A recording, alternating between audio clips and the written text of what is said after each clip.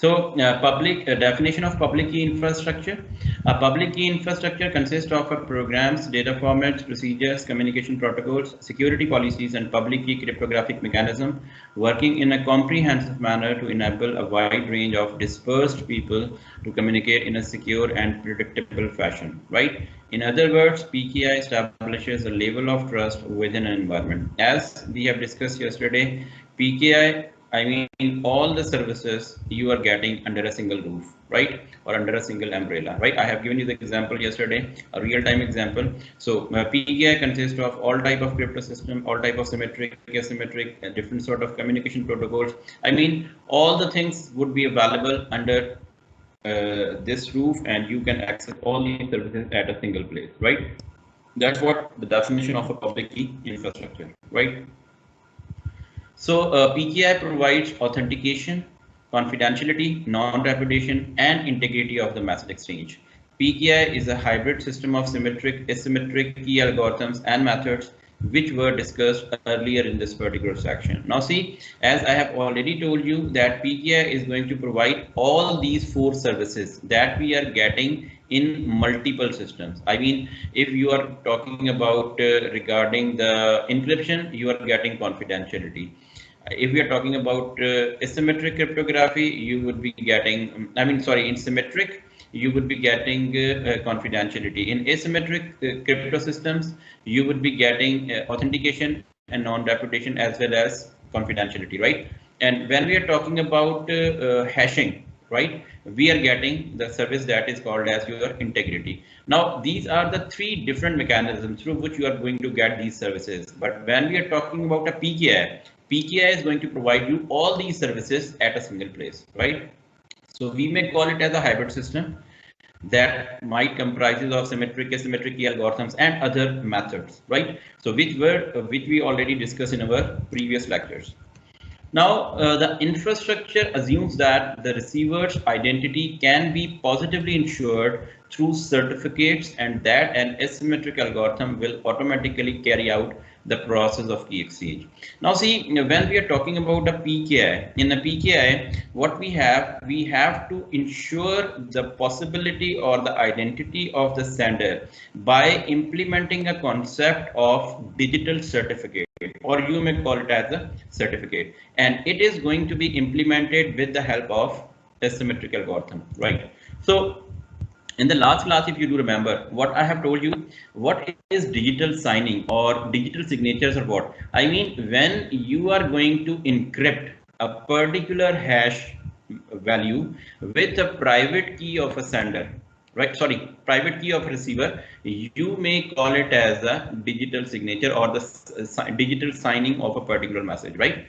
So that's what we have learned yesterday. Now, the infrastructure therefore contains the pieces that will identify users, create and distribute certificates, maintains and revoke certificates, distribute and maintain encryption keys, and enable all technologies to communicate and work together for the purpose of encrypted communication and authentication. Now see what are the different things that might be possible inside a PKI infrastructure. I mean, you can create and distribute certificates. What are these? We need to learn in future in the same slides. Then we can maintain and revoke certificate. Again, this is a new idea that we need to learn in this particular lecture. Distribute and maintain encryption keys. I mean, that's what we know that. I mean, this is also the responsibility of PKI, that distribute and maintain different type of encryption keys, right? Then enable all technologies to communicate and work together for the purpose of encrypted communication and authentication. Actually, the main reason of implementing PKI is to encrypt the information and authenticate the information which is being sent and received by the different users, right? So public key cryptography is one piece in PKI, but many other pieces make up this infrastructure, right? I mean, PKC or public key cryptography is a one part of PKI. I mean, we cannot say that public key cryptography or PKI dono same चीजें. No, public key cryptography or asymmetric key cryptography is one part of PKI. There are many other parts like public key cryptography which might be involved inside this particular infrastructure, right? Let take an example, or let's have to look at an analogy, right? Now let's suppose an analogy can be drawn with the email protocol that is called as your simple mail transfer protocol, that is called as SMTP. SMTP is the technology that is used to get email message from here to there, but many other things must be in place before this protocol can be productive.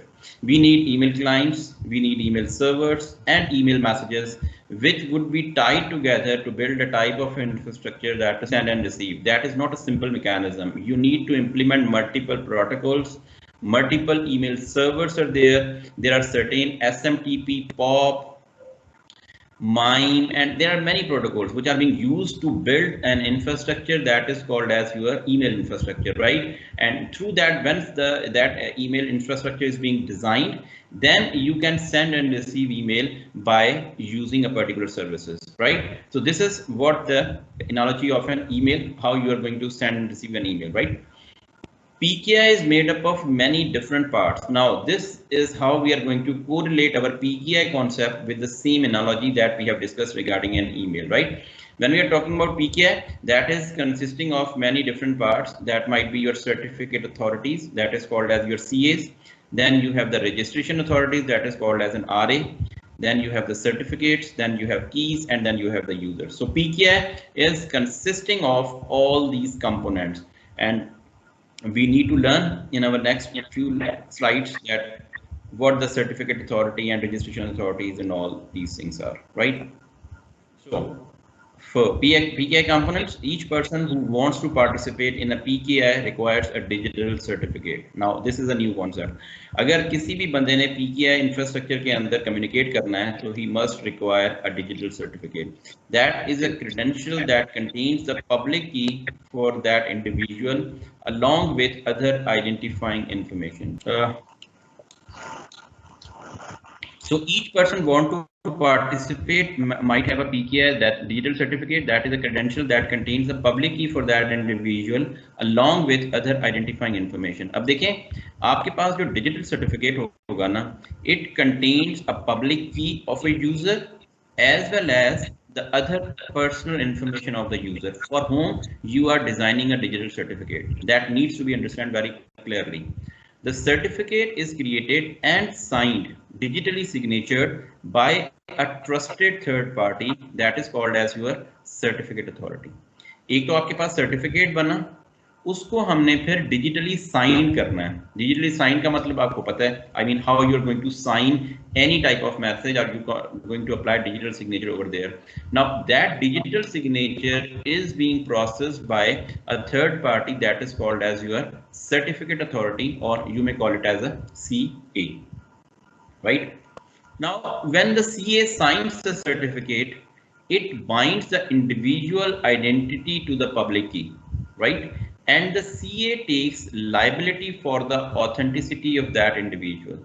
It is this trusted third party, or the CA, that allows people who have never met to authenticate to each other and to communicate in a secure method. Now, this is very important to understand, right? Now, see, again I'm going to repeat it for you. When the CA signs certificate, मतलब certificate authority ने एक certificate को sign कर दिया, right?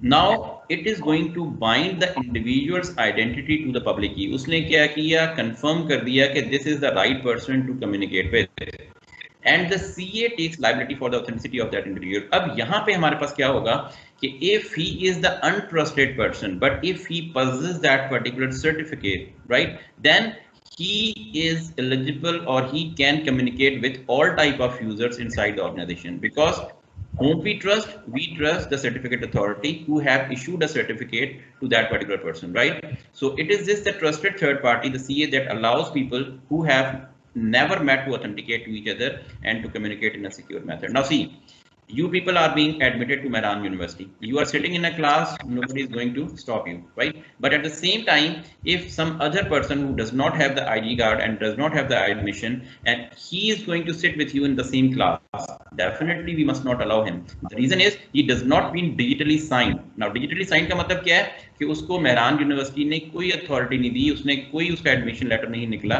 जिसकी basis के ऊपर हम उसको अलाउ करें कि this is an authenticated person, right? So We may call it as कि Mehran University is a certificate authority, and you people are the entities who are going to get the digital certificate from the Mehran University. Mehran University has issued that certificate to you. Now you are eligible to sit in the class. But if a person who does not have this certificate or who does not have this, opportunity to sit in the class, if he's sitting inside the class, definitely he's doing certain sort of, it's not legally right? So he must not be allowed to sit in the class. So if Kevin has never met Dev, now I'm going to read a second paragraph for you. This is again an example. If Kevin and Dev, these are the two people, and they haven't met each other, but would like to communicate securely with each other, and they both trust the same CA, then Kevin could retrieve Dev's digital certificate and start the process. अब इस scenario में हमारे पास क्या है कि there are two people. One is called as Kevin, and another one is called as Dev, and they never met each other. वो आपस में कभी नहीं मिले, ठीक है? And they want to communicate. Now, how they can trust? They cannot trust each other, but they can trust a central authority that is called as CA or certificate authority. ये आपके पास एक system है, इसको server कह लें, कुछ भी कह लें. For the time being, you need to understand this is a centralized system which is going to assign certain sort of certificate. Now, if he is going to assign a particular certificate to a particular person, so he can do that. Now, Kevin could retrieve Dev's digital certificate and start the process. अब अगर Kevin जो है वो Dev का certificate retrieve करता है, तो वो उसके साथ communicate करने पे ready हो जाएगा, because it's a digital certificate that has been issued by a particular trusted party or a third party. That is called as your CA, right?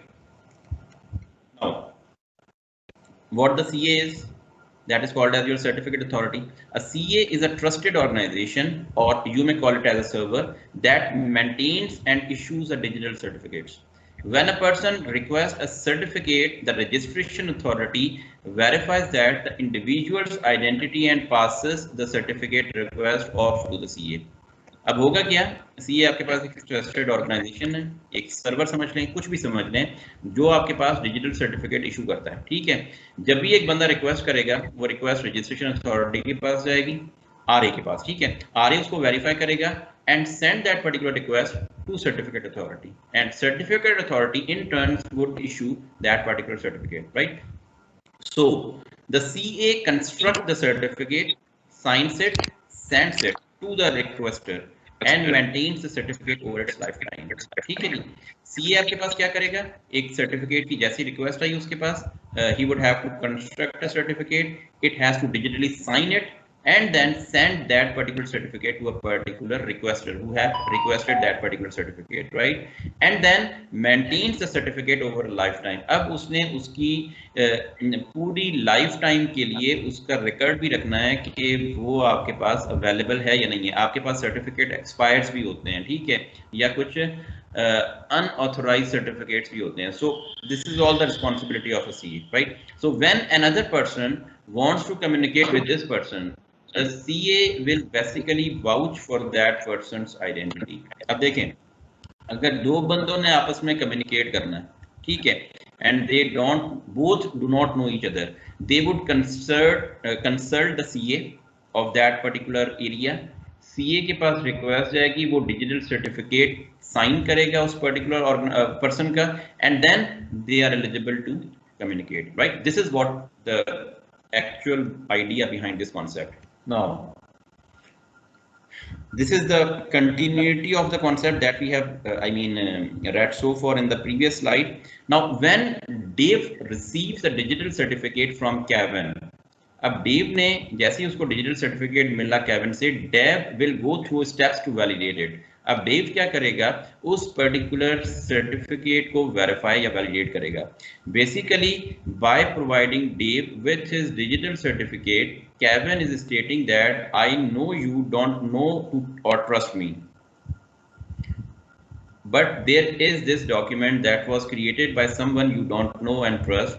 The document says I am a good guy and you should trust me. Now see, अब जब Kevin ने अपना digital certificate Dave को भेजा और Dave ने उसको validate किया और केविन ने उसमें मेंशन किया, मेंशन तो नहीं किया, but he is going to tell Dave that I know that you doesn't know me, and और आप मुझे नहीं जानते, मैं आपको नहीं जानता, लेकिन some trusted organization have issued some certificate on which we both have a trust. ठीक है, हमें पता है कि हमने एक ऐसी ऑर्गेनाइजेशन से कांटेक्ट किया है जो ट्रस्टवर्दी है, उसने जो सर्टिफिकेट इशू किया है उसकी बेसिस के ऊपर we can communicate with each other, right? So once Dave validates the digital certificate, he extracts the Kevin's public key which is embedded within it. Now dev knows this public key is bound to Kevin, right? तो अब हमारे पास क्या होगा, दोनों की communication आपके पास certificate जो साइन सर्टिफिकेट है वो वैलिडेट होगा, पब्लिक की आपकी शेयर्ड होगी, and then they both would eligible to communicate, right? So certificate authorities, he also knows that if Kevin uses his private key to create a digital signature and Dave can properly decrypt it using its public key, it did indeed come from Kevin. So the CA can be internal to an organization. Such a setup would enable the company to control the CA server, configure how authentication takes place, maintains the certificate, and recall the certificate when necessary. Now, this is the total procedure that CA is going to perform at his end. Now, see diagram. अब इस diagram से आपको और ज़्यादा चीजें clear होंगी, right? Now, let's suppose this is a Kevin that trusts the CA that is called as certificate authority, and this is the dev that is going to trust the CA and it is also trusting this particular certificate authority. Dev and Kevin trust each other indirectly. अब इन दोनों की आपस में कोई communication नहीं है, they don't know each other, but actually they are being digitally signed or digital certificate would be issued by the certificate authority, so they can, I mean to say that, communicate based upon this particular trusted authority, right? So remember that the man in the middle attack covered earlier in the section, the Diffie-Hellman algorithm. This attack is possible if two users are not working in a PKI environment and do not truly know the identity of the owner of the public keys. Now see, when we were discussing Diffie-Hellman और उसमें man in the middle attack आपके पास कब हो रहा था? जब आपके पास sender और रिसीवर को नहीं पता चल रहा था कि हमने किस चीज को शेयर किया. In the mean time, in the middle आपके पास कोई तीसरा बंदा कॉम्प्रोमाइज कर रहा था and he is going to modify the things and definitely sending it to another entity, right? But in this particular situation, when we are talking about a PKI infrastructure, जब हम सारी की सारी communication PKI के अंदर कर रहे हैं, तो there is very less chances or there is a very 0% chances के बंद करना on है. तो I mean there are very less number of chances कि आपके पास जो है ना man in the middle attack possible हो, right? So more and more organizations are setting up their own internal PKIs. When these independent PKIs need to interconnect to allow for secure communication to take place either between departments or between different companies, there must be a way for the two root CAs to trust each other. The two CAs do not have a CA above them they can both trust. So they must carry out cross certification. A cross certification is the process undertaken by the CAs to establish a trust relationship in which they rely upon each other's digital certificate and public keys as if they had issued them themselves. So when this is the setup, a CA for one company can validate digital certificate from the other company and vice versa. Now see, diagram आप देख रहे हैं, ठीक है? इस diagram के अंदर आपको क्या नजर आ रहा है? I mean, let's suppose if we are talking about a single PKI, right? In a single PKI, if you have a single certificate authority, multiple user can be, I mean, say that digitally signed or have a trust relationship with that particular CA. In this particular situation, जैसे हमारे पास था, आपके पास एक certificate authority है, दो users उससे अपना I mean to say that communicate कर रहे हैं और certificate ले रहे हैं. लेकिन is it possible if you have two different organizations and they want to share their trust between each other, right? Like a domain A or domain B, or you may call it as company A and company B. They have two different CAs, CA and CAB, that is certificate authority A and certificate authority B.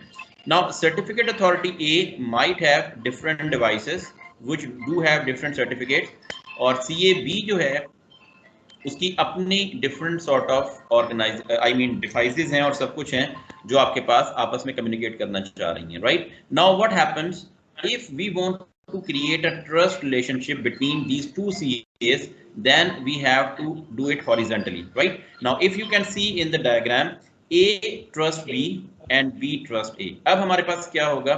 When A trust B and B trust A, this means that any device from here of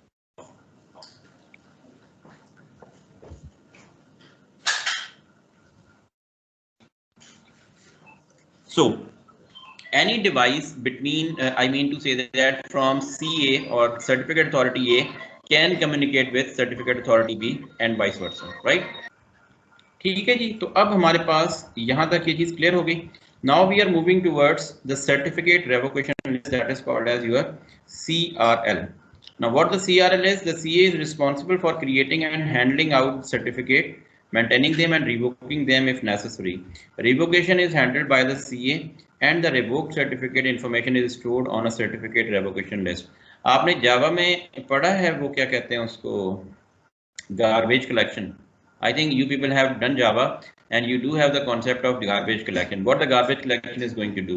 It is going to remove all the objects which are no longer be necessary inside the memory, which do not have any type of relationship or it's no more being used inside the memory. They are going to be removed from the memory by the concept of garbage collection, and that is going to be performed by the JVM. The same is being applied over here. CA आपके पास एक responsible है, जो आप certificates हो create होते हैं, there must be some mechanism to store them in some list or like that. So that list is going to be maintained by the certificate revocation list, and in that particular list, if let's suppose if some certificate is being expired or if any mischievous thing is being happened with that particular certificate, it is going to be revoked. Revoke मतलब उसको remove कर देना from the, या उसको stop कर देना from the list. So this is what the responsibility of the CRL. So this is the list of where every certificate that has been revoked. This list is maintained and updated periodically. A certificate may be revoked because the key holder's private key was compromised or because the CA discovered that the certificate was issued to the wrong person.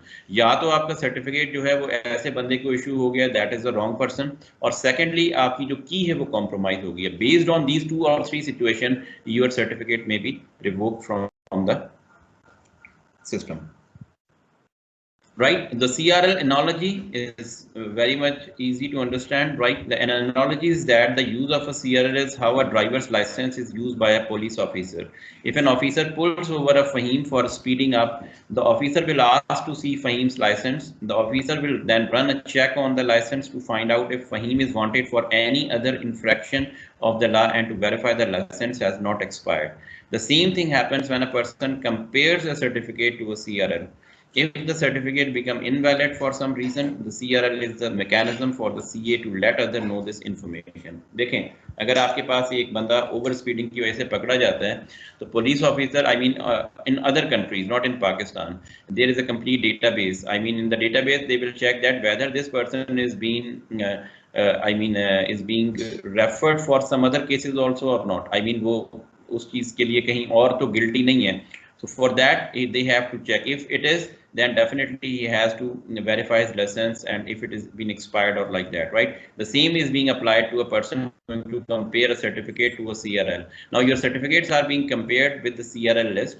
If it has been expired, that has to be revoked from the list. The CRL is the mechanism for the CA to let other know this information. I mean, no such information is being used that is being revoked. I mean the certificate that is being revoked, that must not be used in the communication, because that certificate may be mischievous or it might contain certain sort of vulnerabilities, right? So CRL challenges. CRLs are the thorn in the side of many PKI implementation. They are challenging for a long list of reasons. It is interesting to know that by default, web browsers do not check a CRL to ensure that a certificate is not revoked. अब देखें सबसे बड़ा danger क्या है. आपके पास जो SSL होता है ना, that is the communication link between your client and your web server, right? And any secure transaction is being made between your web browser and your client server and your server. that particular link is not going to verify your CRL. अब वो अगर certificate को verify नहीं कर रहा तो आपके पास जो रिवोक्ड सर्टिफिकेट्स हैं they can be used inside that particular communication, वो आपका अटैच हो जाएगा आपके वेब ब्राउजर के साथ and all the communication is being done through that and may be that the key of that particular certificate is being compromised and it can, I mean to say that, stolen your information or like that. So this is the big challenge of CRLs. CRLs are no more secure. They are not fully implemented. इनकी implementation अभी fully नहीं हुई.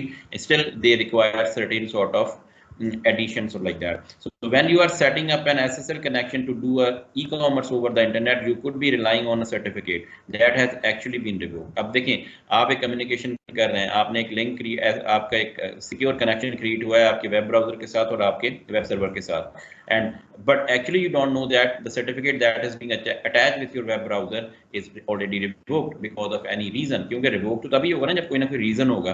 तो आपने एक unauthorised certificate के साथ सारी कम्युनिकेशन की, तो there are plenty of the chances that you might be compromised. You have compromised your information, right? OCSP online certificate status protocol is being used more and more rather than the cumbersome CRLs approach. When using just a CRL, the user's browser must either check a central CRL to find out if the certificate has been revoked or continually push out CRL values to the client to ensure they have an updated CRLs, right? And then we have the OSCP advantages. If OCP is implemented, it does this work automatically in the background. It carries out real-time validation of a certificate and reports back to the user whether the certificate is valid, invalid, or unknown. OCSP checks the CRL that is maintained by the CA. So the CRL is still being used, but now we have a protocol developed specifically to check the CRL during a certificate validation process. Now see, OCSP is a procedure that is being used in order to overcome that particular problem, like the revoked certificate. I mean, your communication link is not going to validate that particular certificate whether it is being revoked or not. So OCP is a procedure that is going to verify that in the backend, if any revoked certificate is being used in any type of communication, that needs to be destroyed, or that communication might not be possible through that, right? So that is all regarding digital certificate, right? CAs क्या होते हैं, registration authorities क्या होती हैं. So that's all for today.